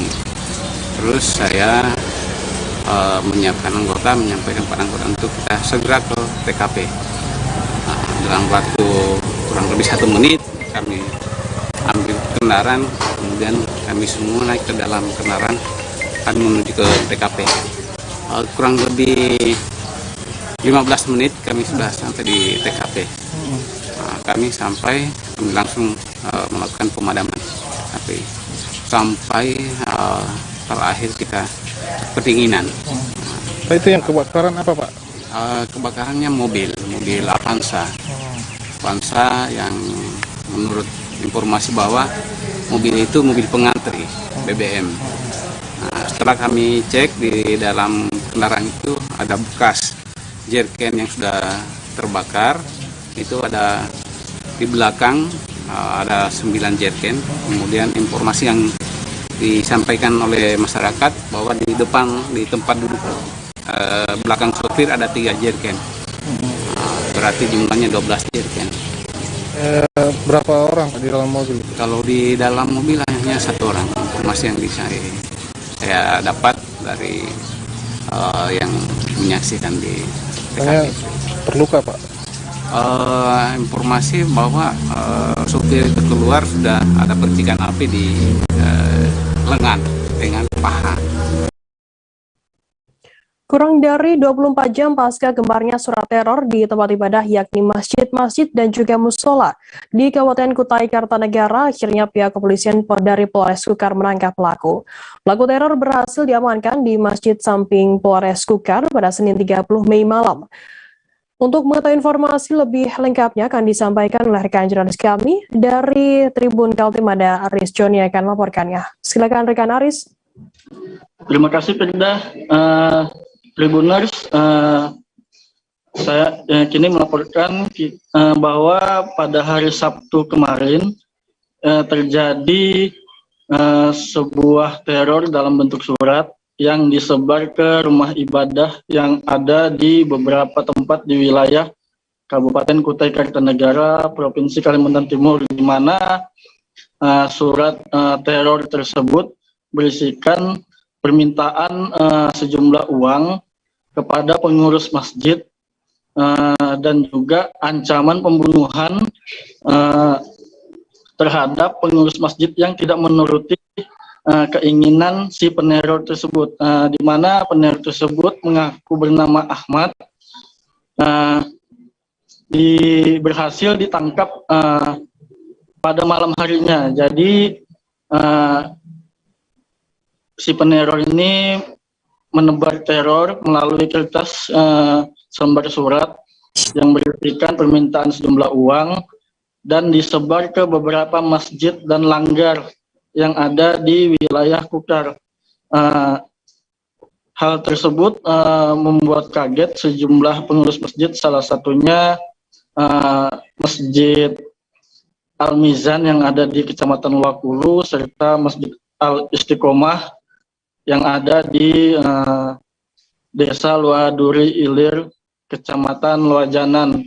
Nah, pada sore hari diketahui oleh pengurus masjid ada selembar surat yang berisi ancaman tersebut. Kemudian pihak pengurus masjid melaporkan ke pihak kepolisian. Bahkan salah satu masjid juga sudah merekam melalui CCTV ciri-ciri daripada si peneror tersebut, sehingga pihak kepolisian mendapatkan bantuan dari CCTV tersebut. Pada akhirnya malam harinya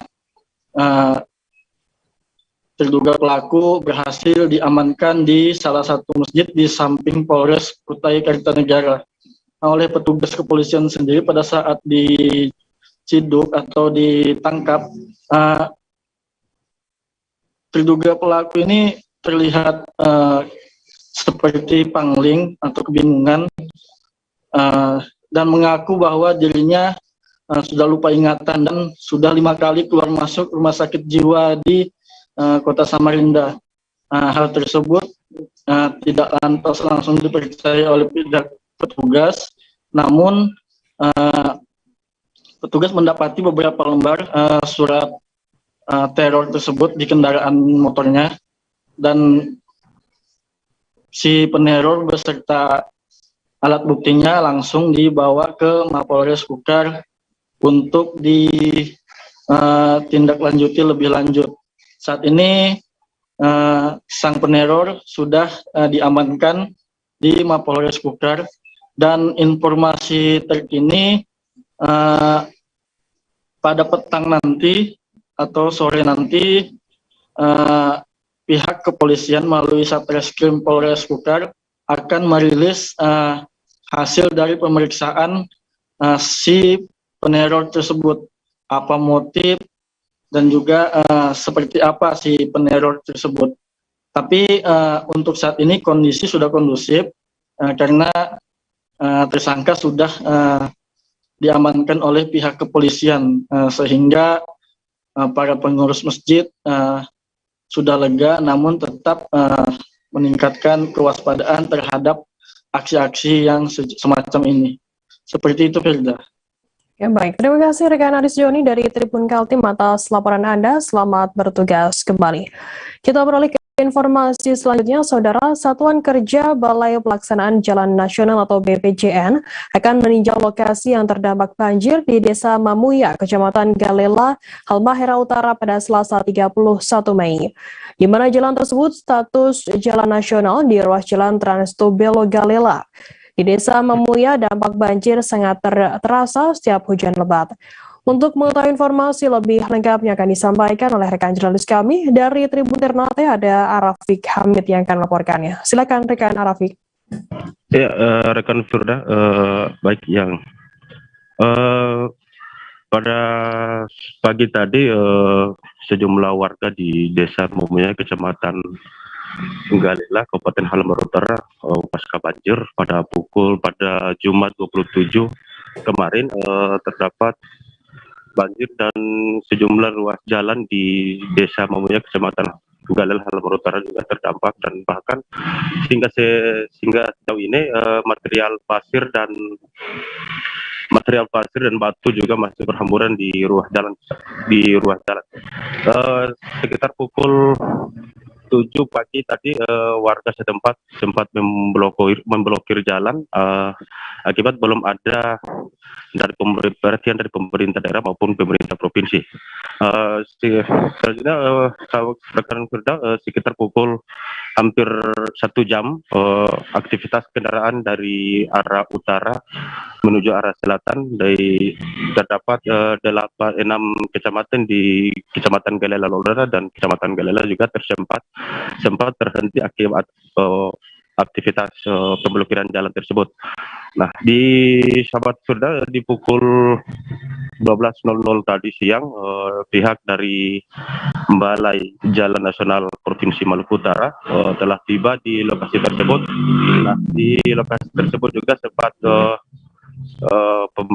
balai dan pemerintah desa dan warga setempat melakukan pertemuan, dan alhasil dari pertemuan tersebut terdapat ada beberapa poin kesepakatan, yakni yang pertama dari balai tersebut juga yang pertama soal pelaksanaan jalan. Bahkan hingga saat ini pelaksanaan jalan dari balai Provinsi Maluku Utara sudah melakukan pembersihan dan pemukaran ruas jalan di desa Mamuya tersebut. Nah, dari beberapa poin tersebut, dari pihak warga juga menyampaikan ke Balai Provinsi Maluku Utara, hal ini Balai Jalan Nasional dan Jembatan, pelaksanaan jalan tersebut sudah dilakukan dan hingga saat ini sudah material dan material pasir dan batu sudah mulai dibersihkan. Nah, di sekitar pukul 13.00 pihak dari pemerintah daerah setempat Kabupaten Halmahera Utara, hal ini Dinas Pekerjaan Umum telah berada di lokasi dan pelaksanaan untuk pembersihan jalan tersebut sudah dilakukan. Nah, hingga saat ini pun aktivitas warga setempat di Desa Mamuya sudah mulai kondusif, sahabat Firda. Mungkin demikian laporan dari saya. Baik, terima kasih rekan jurnalis dari Tribun Ternate atas laporan Anda. Selamat bertugas kembali. Dan Tribuners, akan kami tampilkan wawancara dari seorang warga desa Mamuya, Eros Dawile. Berikut liputannya untuk Anda. Aktivitas umum tentang halangi itu kita harus ada perhatian dari pemerintah. Nah, bahkan sejauh ini pemerintah daerah belum pernah realisasi untuk. Iya, dari pemerintah daerah turun pernah foto, pernah turun cuma foto-foto saja. Realisasi itu tidak ada sampai sekarang. Nah, sekarang tuh setar mau kasih bersih jalan. Jadi maksud supaya pemerintah dapat turun supaya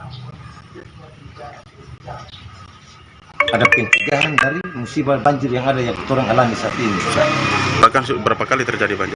Sekitar 11 kali. 11 kali 11 kali terjadi musibah kebanjiran ini. Bahkan sekitar 10 rumah warga yang terendam ya? 10 rumah warga yang terendam. Bahan-bahan juga terendam. Bahkan sempat diblokir pada kemarin ini, sempat diblokir akibat janji dari pemerintah untuk perbaiki jalan.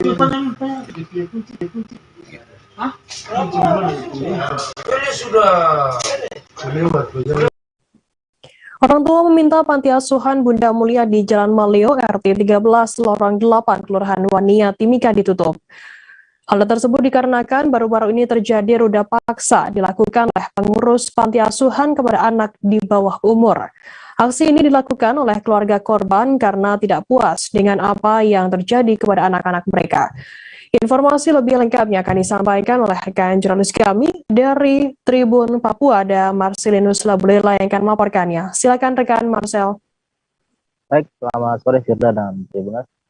Dapat saya laporkan bahwa terkait dengan adanya kasus ruda paksa di panti asuhan Bunda Mulia di distrik Wania SP4, bahwa terkait dengan kasus ini kemarin sekitar pukul 10:40 sejumlah orang tua dari panti asuhan tersebut mendatangi lokasi tersebut dan meminta agar panti asuhan Bunda Mulia yang berada di lokasi tersebut agar ditutup. Hal ini berakibat dari adanya kasus ruda paksa yang dilakukan oleh oknum suami dari pemilik panti asuhan tersebut melakukan persetubuhan dengan anak panti asuhan berusia 13 tahun berinisial A. Untuk terkait kasus ini dapat saya informasikan bahwa saat ini garis polisi lain telah dipasang agar warga masyarakat atau orang-orang sekitar tidak masuk ke area panti tersebut. Adapun dalam aksi yang dilakukan oleh orang tua korban berinisial A yang mendatangi panti asuhan kemarin itu, mereka meminta agar panti asuhan segera ditutup dan mereka datang membawa piloks antara lain warna merah dan hitam untuk mencoret di dinding bangunan panti asuhan agar panti asuhan ini harus segera ditutup. Ini mendapat tanggapan juga dari warga sekitar terkait keberadaan panti asuhan, di mana dari pengakuan Wakil Ketua RT setempat bahwa panti asuhan ini belum berdiri sejak 1 tahun lebih lamanya beroperasi. Belum ada laporan terkait adanya panti asuhan tersebut, dan memang ada aktivitas di dalam panti asuhan seperti adanya anak-anak yang kurang lebih ada sekitar 30 anak-anak berada di dalam panti asuhan tersebut. Namun tidak semuanya tinggal di panti asuhan tersebut, di mana mereka hanya datang di saat ada mungkin sumbangan-sumbangan dari donatur-donatur. Sudah dapat saya tambahkan bahwa terkait dengan adanya kedatangan orang tua untuk meminta panti asuhan ditutup ini, bahwa sebelumnya Satreskrim Polres Timika telah mengamankan pelaku terduga pelaku berinisial AL yang melakukan ruda paksa terhadap anak tersebut, bahwa saat ini sudah ditahan di Mapolres Mil 32. Untuk diketahui juga, ada juga kasus ini kian merembet, artinya bahwa setelah berdasarkan pengakuan korban bahwa tidak hanya orang pelaku yang meruda paksa dirinya, namun ada pelaku-pelaku lain yang sudah diamankan di Polres Mapi karena dirinya sempat melarikan diri ke Polres Mapi sejak tanggal 28 lalu. Dia untuk pelaku yang diamankan di Mapi itu berinisial B, di mana dia diamankan bermodus sebagai penjual parfum di area Mapi. Dapat saya tambahkan, Firda dan Tribuners, hingga saat ini polisi terus melakukan penyelidikan terkait kasus ini, di mana karena memang anak yang diruda paksa ini saat ini masih dalam kondisi trauma dan enggan memberikan keterangan-keterangan yang bersifat terbuka kepada pihak polisian, maka kasus ini hingga saat ini sementara diproses. Namun untuk oknum ruda paksa yang merupakan salah satu atau istri dari pemilik panti asuhan sekarang saat ini sudah diamankan di rutan Polres Mimika, dan untuk pelaku lainnya yang berinisial B tadi yang berada di Kabupaten Mapi nanti pada hari Kamis akan dikirim ke Timika untuk diproses dan dimintai keterangan lebih lanjut. Begitu, Firda. Ya baik, terima kasih rekan Marcel dari Tribun Papua atas laporan Anda. Selamat bertugas kembali. Dan Tribuners, akan kami tampilkan wawancara dari Wakil Ketua RT 13 Kerson Wamsiwar. Berikut liputannya untuk Anda. Kelurahan Wonosari Jaya. RT berapa ini, Pak? RT 13, jalur 8, Jalan Maleo. Jalan Maleo, jalur 8, Jalan Maleo ya. Sudah berapa lama panti ini, Kak? Sekitar 1 tahun, dalam 2 tahun. Siap. 1 tahun. Dalam 2 tahun. Tapi memang kita tidak tahu yang ya. Ada lapor ke RT tidak?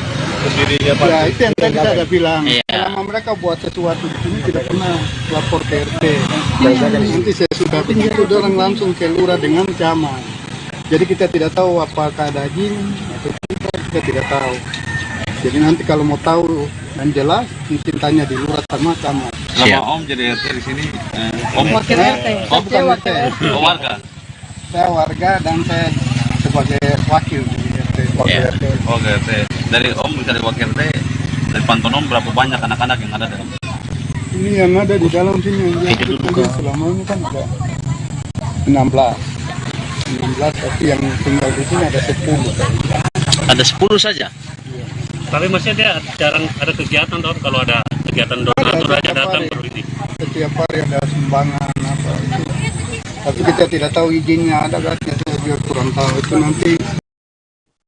Wali Kota Bitung Maurits Mantiri didampingi oleh Sekretaris Daerah Kota Bitung Frosman Dandel menghadiri kegiatan musyawarah cabang luar biasa pemuda Pancasila Kota Bitung yang bertempat di lantai 4 kantor Wali Kota Bitung. Dalam sambutannya, Wali Kota Bitung Maurits Mantiri mengatakan Pemkot Bitung berharap pemuda Pancasila turut memberi andil dalam perjuangan kemerdekaan negara Republik Indonesia. Informasi lebih lengkapnya akan disampaikan oleh rekan jurnalis kami dari Tribun Manado, ada Christian Wayongkir yang akan melaporkannya. Silakan rekan Christian. Terima kasih rekan Firda dan Tribuners dimanapun Anda berada. Jadi pada hari Senin kemarin sudah berlangsung musyawarah cabang luar biasa Pemuda Pancasila Kota Bitung, di mana dari hasil musyawarah itu terpilih sebagai ketua Ayub Yudi Sengke yang akan memimpin Pemuda Pancasila dengan status sebagai ketua MPC ketua MPC Pemuda Pancasila Kota Bitung didampingi sekretaris MPC Marcel Tatuir. Dan dalam musyawarah cabang yang dibuka langsung oleh Wali Kota Bitung dan dihadiri oleh Ketua MPW Pemuda Pancasila Provinsi Sulawesi Utara Ronald Sorongan, Wali Kota Bitung Morris Mantiri mengajak dan menghimbau kepada pemuda Pancasila untuk berperan aktif, mendukung dan mensukseskan segala program pemerintah. Satu diantaranya terkait dengan peningkatan indeks pendidikan manusia atau IPM, di mana menurut Morris Mantiri masih sangat jauh dari harapan, sehingga butuh peran serta dari semua stakeholder, semua pihak termasuk dengan Pemuda Pancasila untuk mendukungnya sehingga bisa meninggi atau meningkat lagi IPM, indeks IPM yang ada di Kota Bitung. Kemudian Ayub Yudi Sengke juga selaku Ketua MPC Pemuda Pancasila Kota Bitung Provinsi Sulawesi Utara mengatakan bahwa pihaknya akan memfokuskan pada program-program di sektor pendidikan dan UMKM serta akan mensejahterakan keluarga dari anggota anggota Pemuda Pancasila, anggota Pemuda Pancasila. Dengan begitu tujuan ataupun visi misi dari Pemuda Pancasila bisa terlaksana. Jadi sambil berorganisasi, kesejahteraan keluarga personil atau pengurus Pemuda Pancasila Kota Bitung juga harus diperhatikan. Demikian rekan Firda dan Tribuners, selamat sore. Demikian laporan dari Kota Bitung. Terima kasih rekan jurnalis dari dari sana. Selamat bertugas kembali. Kami tampilkan Tribuners ke wawancara dari Ketua MPC Pemuda Pancasila Kota Bitung terpilih Ayub Yudi Sengke. Berikut liputannya untuk Anda. Kegiatan-kegiatan pemerintah Kota Bitung lewat Bitung Kota Digital untuk Pemuda Pancasila mulai dari pusat sampai cabang, lewat KTA-nya juga sudah menggunakan sistem digital lewat KTA. Kemudian untuk program-program kerja kami akan menggunakan marketplace ya dalam rangka produk-produk dari Pemuda Pancasila yang nantinya yang akan dijadikan sebagai upaya-upaya peningkatan pendapatan dari kader-kader Pemuda Pancasila. Karena Ketua Umum pernah sampaikan bahwa organisasi juga harus jalan dan dapur keluarga juga harus betul. Nah, dua-dua ini kami akan upayakan dan juga saya akan mengkonsolidasikan sesuai perintah organisasi pada kami untuk konsolidasi sampai di tingkat ranting, dan membentuk badan-badan, kemudian memfasilitasi pembentukan lembaga-lembaga yang dirangkaikan dengan registrasi atau dilakukan registrasi terhadap anggota sehingga secara hukum maupun secara keanggotaan dari MPC Pemuda Pancasila sampai di tingkat ranting itu dapat dipertanggungjawabkan karena mempunyai kartu tanda anggota. Tadi ada titipan juga mendukung mensukseskan program pemerintah bersama dengan mitra dalam hal ini kepolisian. Bagaimana itu kita? Kaitan dengan mendukung kegiatan untuk vaksin dan kegiatan-kegiatan lainnya kaitan dengan untuk Tribuners, informasi tadi sekaligus menutup perjumpaan kita dalam live update hari ini. Jangan lupa saksikan terus live update di seluruh kanal YouTube dan Facebook Tribun Network. Saya Firda Nanda, wakil bertugas pamit undur diri. Terima kasih dan sampai jumpa.